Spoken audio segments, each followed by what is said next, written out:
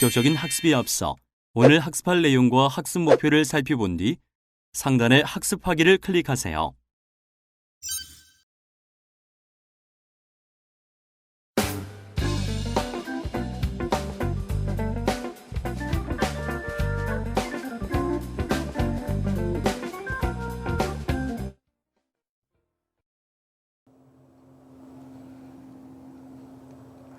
네, 여러분 안녕하세요. 발달심리학 시간입니다. 자, 오늘은 5주차 5강 인간 발달 이론 네 번째 시간으로요. 인본주의 이론에 대해서 알아보도록 하겠습니다. 자, 인본주의 말만으로도 상당히 어려운 것 같이 느껴지시죠? 인본주의 이론의 이제 대표적인 사람이 많이 들어보셨을 칼 로저스입니다. 칼 로저스의 인본주의 상담 이론은 상담 심리학을 공부하는 사람에게는 가장 뿌리가 되고 토대가 되는 이론이지요. 자, 인간에 대한 근본적인 어떤 철학적인 사조일 수도 있고 관념일 수도 있습니다. 자, 인본주의 심리학에서 가장 중요하게 생각하는 것은 바로 인간에 대한 관점인데요. 이전에 정신분석 이론이라든지 행동주의 이론에서 가졌던 인간에 대한 관점과 굉장히 다른 패러다임을 가진 심리학적 사조죠. 자, 오늘 인본주의 심리학에 대해서 알아볼 텐데요. 다소 지루하실 수도 있어요. 이제 앞에서 우리가 살펴봤던 어떤 행동주의 이론이랄지 정신분석 이론은 우리에게 좀 익숙한 내용들이었고요. 그리고 어떤 사례들이 상당히 많기 때문에 쉽게 다가왔을 텐데 인본주의 이론 같은 경우에는 철학적인 개념이 상당히 많이 이제 포함되어 있습니다. 그래서 들으실 때 이거는 앞에서 들었던 심리학 이론하고 조금 다르다. 이게 뭐지? 이게 철학인가? 심리학인가? 자, 이런 생각을 가지실 수도 있을 것 같아요. 하지만 인간을 다루는 심리학, 그리고 앞으로 우리 학우님들께서 공부하실 상담 심리 부분에서 가장 핵심적인 내용이 바로 이 인본주의 이론이니까요. 재미없다라고 생각하시지 말고, 이게 내 토양이 된다 라고 생각하시고 끝까지 잘 학습해 주시기 바랍니다. 자, 오늘 학습 내용은 인본주의 이론에 대한 전반적인 소개 그리고 어떤 특징에 대해서 설명을 드릴 거고요. 그 다음에 인본주의 심리학의 대표적인 이제 학자라고 볼 수 있는 에이브러함 매슬로우하고 칼 로저스에 대해서 알아보도록 하고요. 그 사람들이 대표적으로 설명하고 있는 인간에 대한 관점들 에 대해서 알아보도록 하겠습니다. 자, 그럼 인본주의 이론에 대한 이해부터 살펴볼까요? 자, 인본주의 이론의 등장 배경에 대해서 알아보도록 하죠. 먼저 인본주의라고 하는 것에 대한 어떤 제가 이제 뭐 한자를 잘 아는 것은 아니지만 쉬우니까 한번 써볼까요? 자, 인본주의에서 가장 생각하고 중요하게 생각하는 것은 인간을 중심으로 생각한다는 거죠. 자, 인간을 중심으로 생각하는 것이 이전에는 심리학적인 관점에서 인간에 대한 어떤 관점이 있었느냐. 자, 먼저 정신분석 이론을 볼까요? 자, 정신분석 이론과는 사뭇 이 인본주의 심리학이 배치되는 면이 많습니다.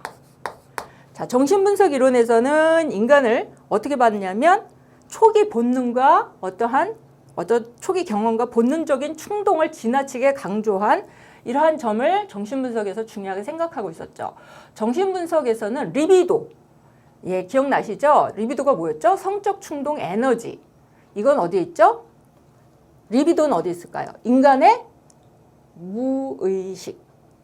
그러니까 우리가 확인할 수도 없고 저 심연의 세계에 있는 무의식이라고 하는 곳에 인간의 성적 충동 에너지인 리비도가 있고 그 리비도에 의해서 그리고 초기 어떤 경험을 했느냐에 따라서 그 사람의 행동과 사고가 결정된다라고 봤던 게 바로 이 정신분석 이론이죠. 정신분석 이론에서는 인간을 너무나 비관적으로 그리고 결정론적으로 생각을 합니다. 인간은 거의 생리적이고 본능적이고 동물적이라고 보죠. 그 충동적인 에너지에 의해서 좌지우지됩니다. 그 욕구가 채워지지 않으면 인간은 그 욕구에 의해서 계속 성장하면서 계속 그것에 의해서 집착하게 되고 그것에 의해서 고착돼서 그것이 성격으로 드러낸다고 보는 거죠. 자, 인본주의 이전에 또 이제 인간에 대한 또 다른 관점으로 특이했던 것이 바로 무엇이냐? 행동주의. 자, 행동주의는 뭐가 딱 떠오르시죠? 파블로프의 개 실험과 스키너의 스키너 박스. 그렇죠. 그 안에 뭐가 있었죠? 개가 있었고 고양이 혹은 비둘기가 있었습니다. 인간에 대해서 스키너나 파블로프가 설명을 할 때는 인간의 욕구, 충동, 사고, 감정 그런 건 존재하지 않는다. 자, 인간의 이 내면이라고 하는 것은 블랙박스다. 확인할 수가 없다. 그 안에 뭐가 있는지 도대체 설명할 수도 보여지지도 않는 것이다. 라고까지 이야기를 했습니다. 그 정도로 인간에 대해서는 어떠한 긍정적인 측면보다는 인간에 대한 관점 자체가 로봇과 같다. 그러니까 무생물이나 동물이나 인간이나 다를 바가 없다라고 본 거죠. 그래서 행동주의 심리학에서는 눈에 보이는 것, 셀 수 있는 것, 관찰할 수 있는 것, 이것만을 인정하겠다. 그래서 이것만을 우리가 연구의 대상으로 삼자. 물론 행동주의 심리학 덕분에 우리는 심리학이라는 학문 자체가 과학의 틀을 갖추게는 되었습니다.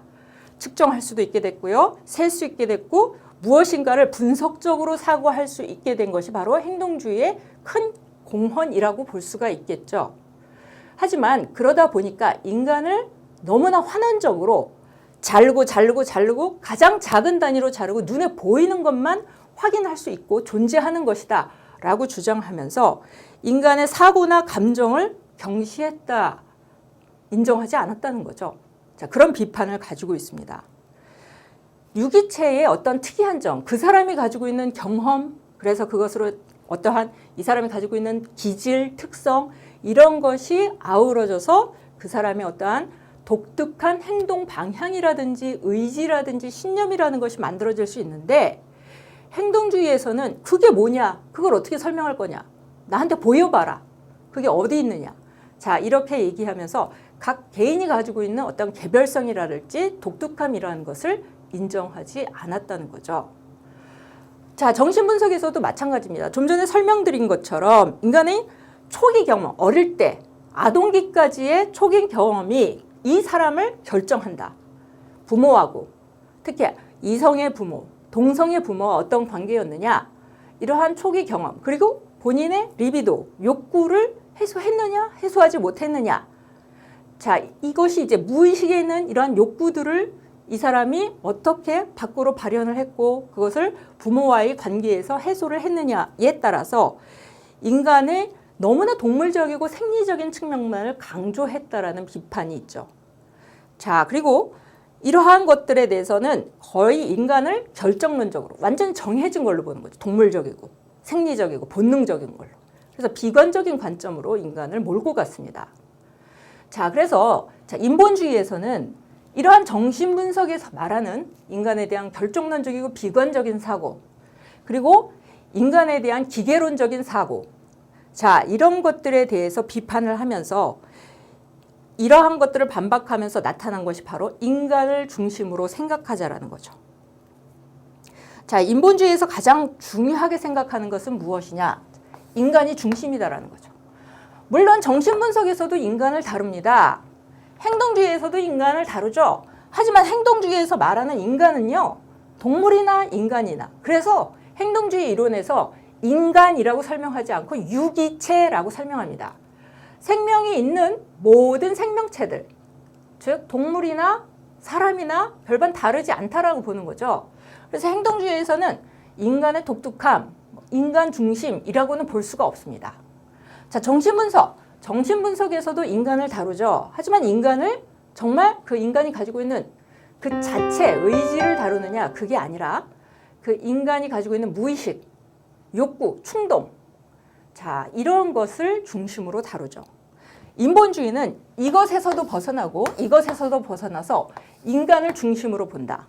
즉 인간이 자기의 생활, 자기의 행동 이런 것들을 모두 다 책임질 수 있는 의지, 자유의지를 가진 존재다라고 하는 것을 인정하고 무의식이나 어떠한 동물적인 욕구, 충동에 의해서 좌우되는 것이 인간이 아니다.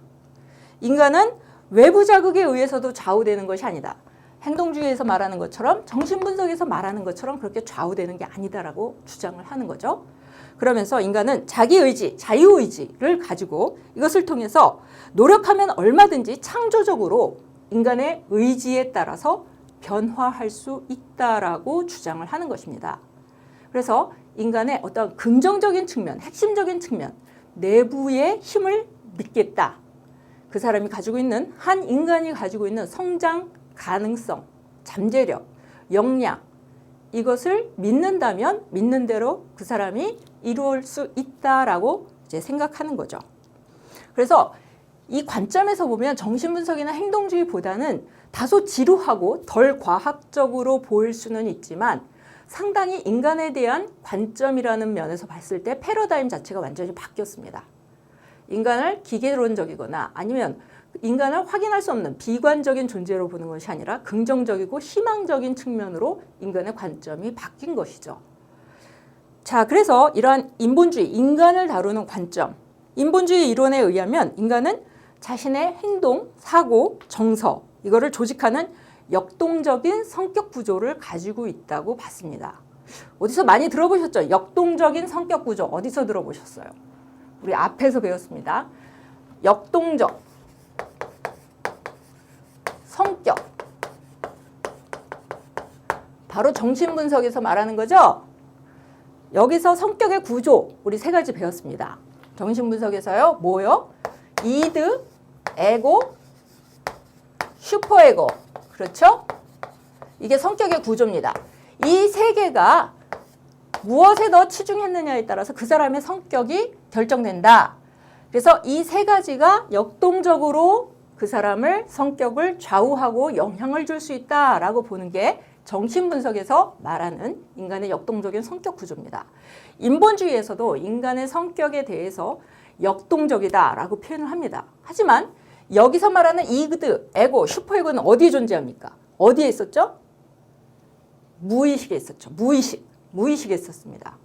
하지만 인본주의에서 말하는 이 성격 구조의 역동성은 의식 과정, 내가 깨어있는 이 세계에서 내 성격이 변화하는 것.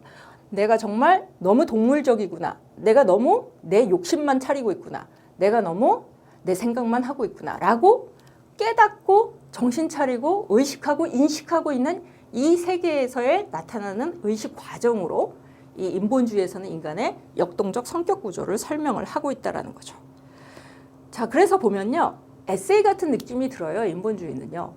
이제 행동주의는 그야말로 아주 분절된 실험 관찰을 보는 것 같고, 이제 정신분석 이론은 어떻게 보면은 소설을 읽는 것 같은 느낌이고, 이 인본주의는 에세이를 읽는 것 같습니다. 아주 긍정적이고, 아주 희망적이고, 아주 낙관적인 인간에 대해서 장밋빛으로 설명하고 있는 에세이를 읽고 있는 듯한 느낌이죠. 할 수 있다. 인간은 의지를 가지고 있다. 자, 이렇게 보는 것이죠.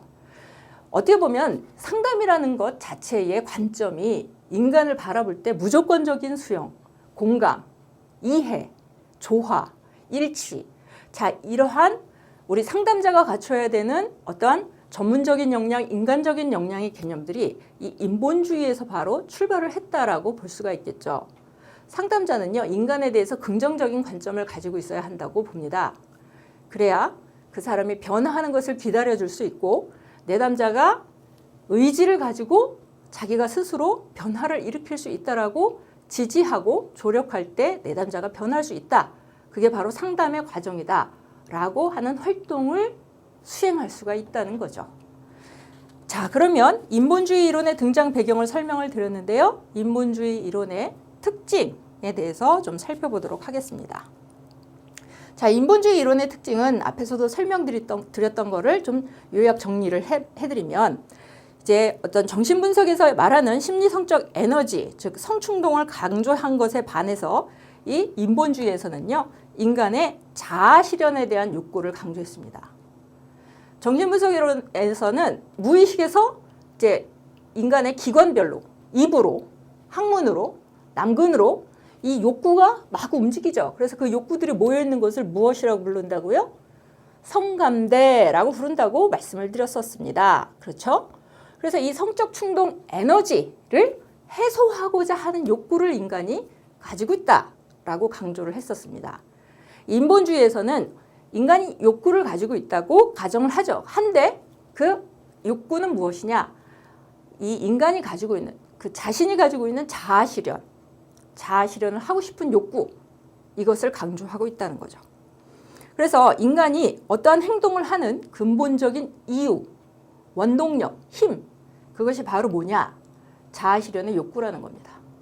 아무리 힘든 상황에서 잠도 부족하고 먹는 것도 부실하고 하지만 눈을 부벼가면서 책을 읽고 공부를 하고자 하고 애를 쓰시는 우리 학우 여러분들, 어떠한 힘으로 그렇게 공부를 하시냐? 바로 인본주의에서는 그게 바로 자신이 가지고 있는 자아 실현의 욕구, 그것이 바로 내가 삶을 살게 하는 동력이다 라고 주장을 하는 것이죠. 어때요? 맞는 것 같으세요? 저는 이제 인간이 극한 상황에서도 버티어내고 열악한 환경에서도 이겨내는 그 모습들을 봤을 땐 이 인본주의가 가지고 있는 인간에 대한 관점이 얼마나 건강하고 그리고 그 한 사람을 변화시킬 수 있는 힘이 되는지를 가끔 느끼게 됩니다. 여러분들도 마찬가지라고 생각이 듭니다. 자, 두 번째 특징은 인간의 자유의지를 중요하게 여긴다는 것이죠. 자, 인본주의 심리학에서는요, 건전한 인간 자체를 대상으로 삼았습니다. 정신분석에서는 인간을 굉장히 비관적이고 결정론적이고 그 충동에 의해서 좌우되는 그러한 존재로 봤지만, 이 인본주의에서는 인간은 건전한 주체예요. 적응적이고 건강하게 살고자 하는 욕구가 분명히 있고 그것을 향해서 갈 만한 힘을 가지고 있는 자유의지를 가진 존재로 생각을 하고 있죠. 그래서 인간의 능동적인 성장 가능 잠재력, 이것을 주체로서 인간을 바라보고 있다는 거죠. 그래서 인간은요, 자기가 의지에 따라서 노력을 한다면 자유의지에 따라서 자기를 조절할 수 있고 욕구를 충동할 어떤 욕구에 대해서 이것을 충동 조절을 할 수 있고요.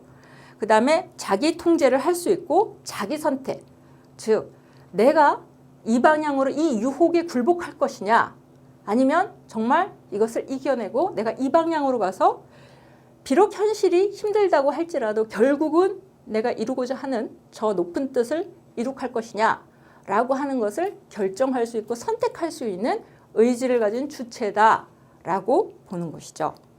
그래서 인간이 가지고 있는 어떤 자발성, 자율성, 자, 이런 것을 강조해야 한다고 주장합니다.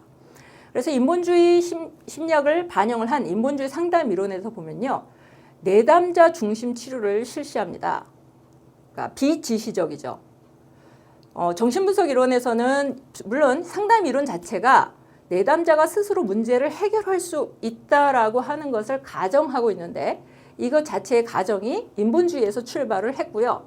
그 다음에 내담자에게 이거 해라 저거 해라, 아유 그렇게 하지 마세요, 딴 생각하지 마시고요, 이것만 하시라니까요. 자, 이런 지시는 절대로 하지 않습니까?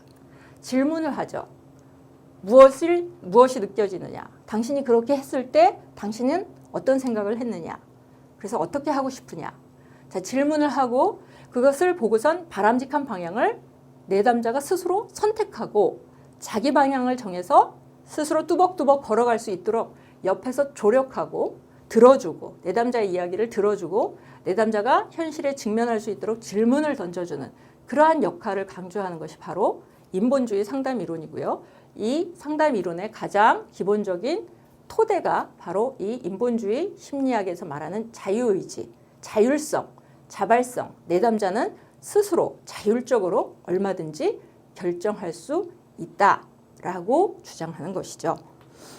자, 이 인본주의 심리학은요, 생각보다 굉장히 많은 이제 심리학의 다른 지파들, 계파들의 영향을 주었습니다. 자, 첫 번째가 이제 신프로이드 학파예요. 자, 신프로이드 학파는요, 프로이드의 기본 입장을 받아들이면서 프로이드를 수정한 학파죠. 프로이드가 살아생전에 인정하지 않았던 학파이기도 합니다. 프로이드는 굉장히 고집이 센 사람이었어요. 그래서 사랑하는 제자들이 그렇게 많았지만 말년엔 굉장히 외로운 삶을 살았죠. 다 떠나가고 혼자 남았었습니다. 그러니까 이 프로이드가 주장하는 성충동이랄지 인간의 비관적인 관점이랄지 이런 것에 대해서 이의를 제기하거나 좀 더 수정, 방향, 보완을 요구하거나 요청하는 이 제자들을 내쫓아 버렸죠. 자, 그 대표적인 사람이 이제 아들러, 융 이런 사람들입니다. 특히 이제 아들러 같은 사람은 성적 열등감, 프로이드가 말했던 성적 열등감을 사회적 열등감이라는 말로 전환해서 인간은 사회적 열등감을 가지고 태어나는데 자기가 가지고 있는 그 열등감을 극복하고자 노력하는 그러한 의지를 강조를 한 이제 개인 심리학이라는 것을 주장을 하죠. 아들러 자체가 신체적으로 열등감을 가질 수밖에 없는 그런 어떠한 이제 핸디캡이 있었어요. 어릴 때 소아마비를 알아서요. 다리를 이제 쩔룩거렸고 그리고 굉장히 키가 작고 약간 꼽추처럼 등이 이렇게 굽었었다고 하죠. 외모적으로 봤을 때는 그렇게 매력적이지 않은 사람이었던 거죠. 대부분 이런 열등감의 발로가 어디에서부터 출발을 하느냐? 대부분의 사람들이 그 열등감의 출발이 외모에서 출발한다라고 이야기를 합니다. 왜? 사람들 사이에 있으니까요. 비교되니까. 그래서 이런 것을 사회적 열등감이라고 이야기를 했는데 사람들은 누구나 그러한 열등감을 극복하고자 노력한다. 그래서 그 극복하는 그 과정들에 대해서 이 아들러가 개인 심리학이라는 것으로 설명을 하고 있죠. 대표적인 게 이제 신프로이드 학파 아들러를 설명을 드렸고요. 그다음에 이제 인본주의 심리학의 영향을 받은 게슈탈트, 그냥 게슈탈트 심리학이라고도 하고요. 이제 형태주의 심리학이라고도 이야기를 합니다. 게슈탈트라는 말 자체가 형태라는 말이에요. 자, 게슈탈트 심리학 되게 어렵게 느껴지시죠? 굉장히 어렵게 느껴지실 텐데 이거는 들어보셨을 거예요. 이 말은. 게슈탈트의 모토가 뭐냐? 자, 전체는 부분의 합 이상이다. 자, 이 말이 뭔가요? 전체가 그것을 구성하고 있는 것들을 보면은 낱낱으로 다 쪼갤 수 있다는 거예요. 하지만 그 낱낱을 그냥 물리적으로 합해놨다고 해서 전체가 된다는 건 아니라는 거죠. 전체라는 것은 부분을 다 같이 합해놓은 것의 그 이상, 그 형태로서 가지는, 전체의 형태로서 가지는 어떠한 그 가치가 분명히 있다라는 것이죠. 그래서 이전에는요, 행동주의 같은 경우에는 그런 걸 이제 어떤 환원주의, 즉 다 인간의 행동을 낱낱을 쪼개갖고 뭐 자극에 대해서 어떻게 반응을 하느냐 막 이렇게 나눠서 봤는데 형태주의에서는 그렇게 보지 말고 통찰로서, 전체로서 인간을 바라봐야 한다. 이렇게 주장을 했던 거죠. 그래서 이러한 게슈탈트 심리학 역시 무엇으로부터 출발을 했느냐면 바로 이 인본주의, 인간에 대한 긍정적인 관점, 그리고 인간이 변화할 수 있다라고 주장하는 의지, 자유의지를 가지고 있고 인간을 전체적으로 봤을 때 낱낱으로 그 사람이 가지고 있는 생김, 능력, 그 사람이 가지고 있는 신체적인 것 이런 것들을 낱낱으로 놓은 게 아니라 그 사람 현재의 전체로 봤을 때의 의미를 중요하게 생각하자라는 거죠. 자, 그 다음에 이제 세 번째 인본주의 심리학의 영향을 받은 오가니즈믹 학파.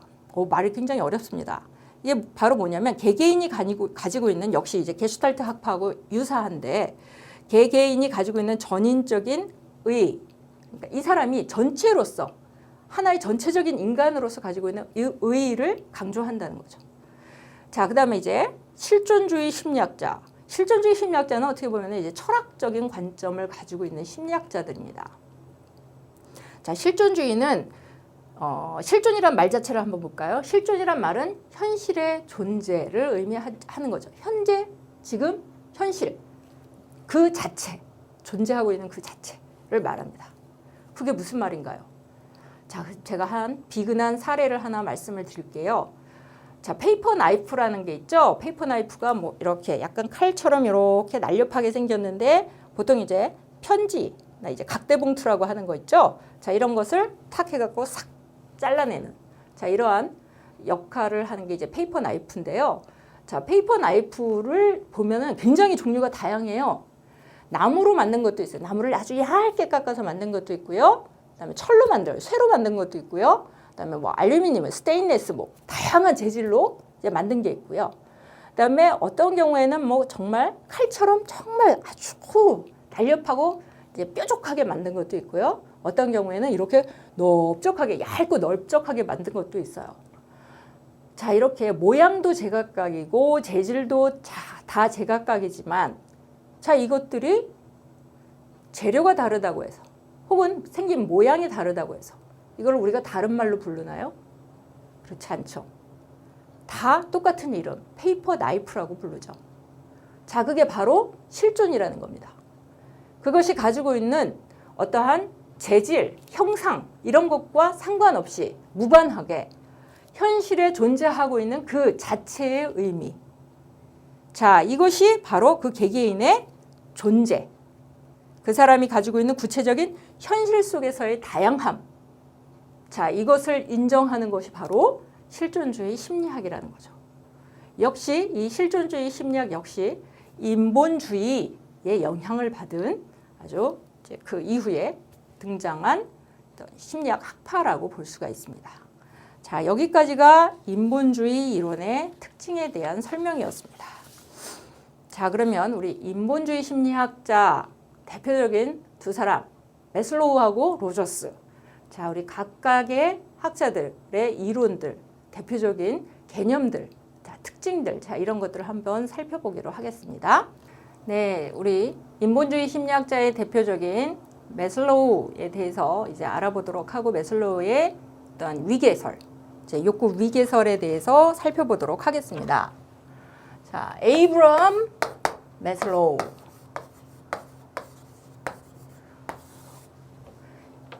매슬로우는요, 뉴욕 브루클린 출신이에요. 부모님들께서는 매슬로우가 법학을 하기를 굉장히 강권하셨죠. 강요는 아니고 그렇다고 권유보다는 약간 센 강권을 하셨습니다. 근데 법학을 하고자 이제 뉴욕 주립대에 들어갔습니다. 그러니까 그렇게 풍족한, 유복한 집안은 아니었던 것 같아요. 주립대를 간 걸 보면요. 자, 그래서 들어간 지 법학을 전공하러 뉴욕 주립대에 입학한 지 2주 만에 학교를 그만두죠. 법학이 맞지 않았던 모양입니다. 그리고 나서 바로 코넬 대학교로 옮기게 되죠. 코넬 대학교 하면은 굉장히 등록금이 비싼 학교죠. 코넬 대학교에 이제 심리학을 하러 들어갑니다. 거기서 이제 다시 어떠한 전환점을 맞이해서 이제 위스콘신 대학으로 다시 심리학을 공부하러 옮겨가서 위스콘신 대학교에서는 학부부터 시작해서 석사 박사까지 심리학 박사 학위까지 받게 됩니다. 자, 이 매슬로우라는 사람은요, 굉장히 재미있는 사람이에요. 물론 이제 우리가 이때까지 공부했던 학자들 몇몇이 다 재밌죠.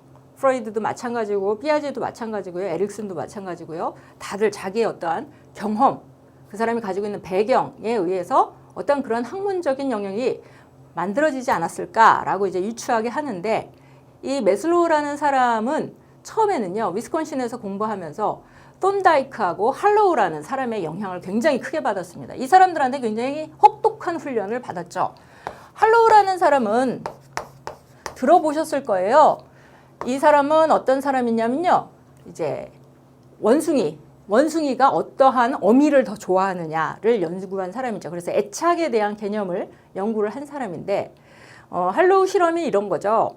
이제 아주 이제 만지면 북실북실한 그러한 털로 만든 어미 원숭이 인형을 갖다 놓고요. 그다음에 철사로 얼기설기 만들어졌지만 그 어미의 한가운데다가 젖병을 꽂아놔서 이 철사로 만든 어미한테 안겨 있어야 젖을 먹을 수 있게끔 그렇게 어미 원숭이 형상을 2개를 만들어 놨어요.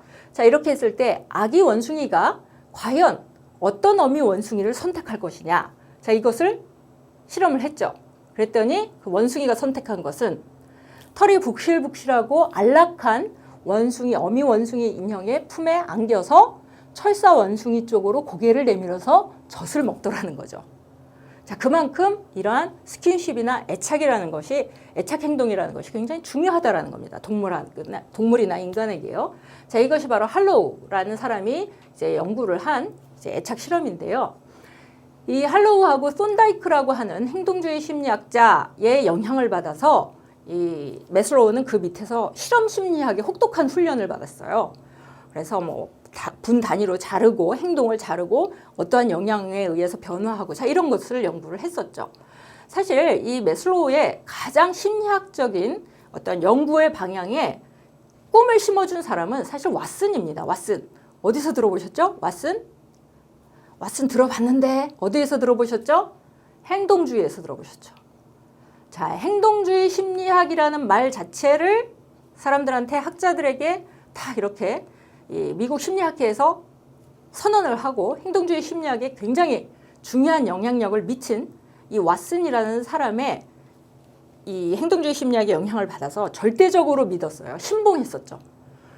그래서 이 행동주의 심리학이 인간의 심리학의 방향을 바꿀 수 있다라고 아주 믿어 의심치 않았고, 인간이 가지고 있는 모든